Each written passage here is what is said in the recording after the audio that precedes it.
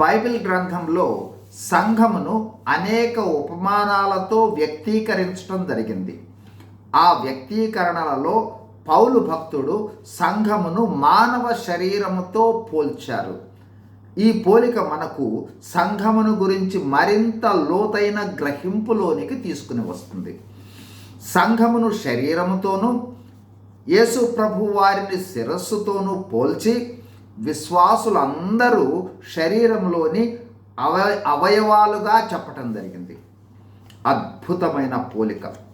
ఈ పోలికను బట్టి గ్రహించవలసిన ప్రాముఖ్యమైన కొన్ని విషయాలు.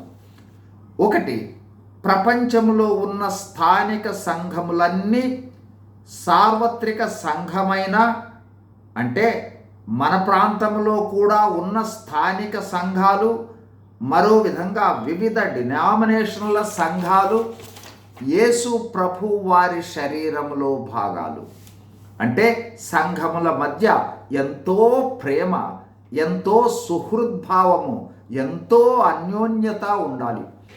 ప్రతి ప్రదేశంలో ఉన్న వివిధ స్థానిక సంఘాలన్నీ ఒక శరీరంలో భాగాలు అనే గ్రహింపులోకి రావాలి.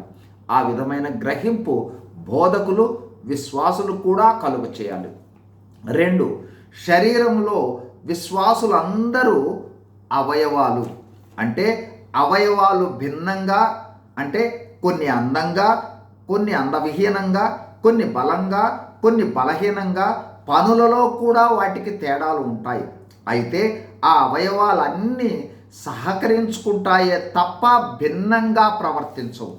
అలాగే విశ్వాసులు, సంఘములు మేము గొప్ప, మేము ఆధిక్యత, మేము భిన్నమైన వారమనే భావన లేకుండా సహకరించుకోవాలి, గౌరవించుకోవాలి, ప్రేమించుకోవాలి. 3, సంతోష సమయాల్లో శరీరంలో భాగాలన్నీ కలిసి సంతోషిస్తాయి. కష్ట దుఃఖ సమయాల్లో అన్నీ కలిసి పంచుకుంటాయి.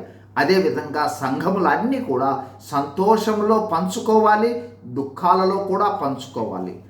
4, వివిధ సంఘములకు, వివిధ విశ్వాసులకు ఉన్న వారి వారి తలాంతులు, ఆత్మ వరాలు మొదలైనవన్నీ సంఘ క్షేమం కోసం, అంటే స్థానిక సంఘము కొరకు మాత్రమే కాదు, సార్వత్రిక సంఘ క్షేమము కొరకు కూడా వాడబడాలి.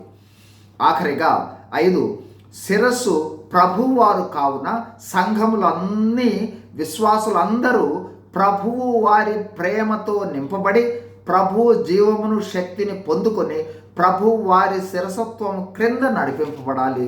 God bless you. Thank you.